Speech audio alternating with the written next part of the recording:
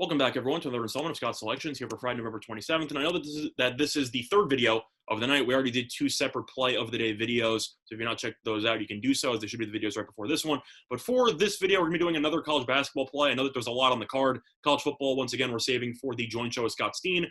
And for the third play, we're going to be going with another college basketball play, and it will be on a familiar team that we have talked about earlier this season. And it will be on the Colorado Buffaloes. They end up taking on our favorite fade into the Kansas State Wildcats. Now, Colorado is currently laying 6 at -110 on DraftKings. Very solid line, as it's currently available at 6.5 pretty much everywhere else with juice to Colorado. So you are getting a pretty good steal on Colorado right now. This line probably should close at around 8, maybe end up moving a little bit higher, because Kansas State definitely looked awful in their opener. We were on Drake all over. I said I like Drake plus the 5.5. I like Drake on the money line. They won the game by 10 points. Kansas State has so many issues right now, and it's not going to get any better anytime soon. Kansas State, I talked about before how, in addition to losing their top 3 scores from last year, they're a very young team, one of the youngest teams in the conference. And they also are playing at home with no fans. So there's really not much of a home court advantage there, which was definitely on display in the opener. Meanwhile, Colorado ended up winning its season opener against South Dakota by 23 points. They really didn't shoot well from the floor, which is pretty surprising. They only shot 41%, but they still won by 23, scored 80-plus points.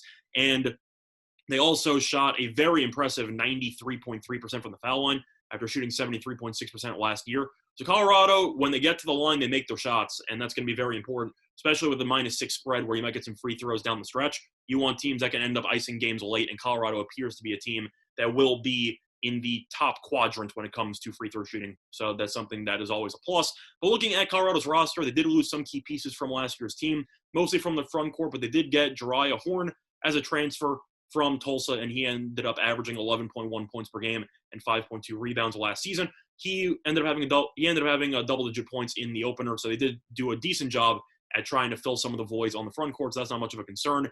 One thing that is worth mentioning is how good Colorado's point guard is in McKinley Wright IV, and he is the best player on the court in this game by a wide margin, not even close. He's probably the best point guard in the entire Pac-12. He is phenomenal, and I know that he put his name into the draft combine stuff during the offseason that then ended up not working out, and he decided to come back for another year. He's great. He's going to be the best player on the court, and Kansas State is pretty young when it comes to their perimeter. So I do think that Wright IV should take over this game, have a very solid game, passing, shooting, pretty much. I think he'll do whatever he wants. I think Colorado should be able to look pretty sharp offensively in this game. Now, another piece, which is a little bit uncertain, but at the same point, if it works out in our favor, this line should move. Colorado did end up winning the opener by 23, as I said before. However, in addition to McKinley Wright IV, they also have Deshaun Schwartz, who is a very nice complimentary guard for this team. Senior, very experienced. However, he did not play in the opener due to a potential COVID exposure, so he ended up not playing in the opener. Has yet to been ruled out for this game, so there is a chance that he could return, which would be a big deal because he is the best three-point shooter on this roster. So Colorado is currently laying 6. If Schwartz is able to go, that's definitely a huge boost to this offense that scored 84 points, but now they can stretch the floor even better because of the fact that Schwartz is a very good three-point shooter. He's also very experienced, so I do think that that should help the nice tandem in the backcourt right there. If he plays, this line should end up moving regardless.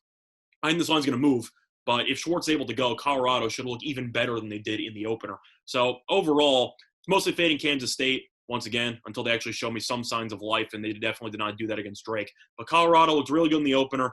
They have the best player on the court. They ended up bringing a transfer who should help with some of the front court absences that happened as some of their key players left.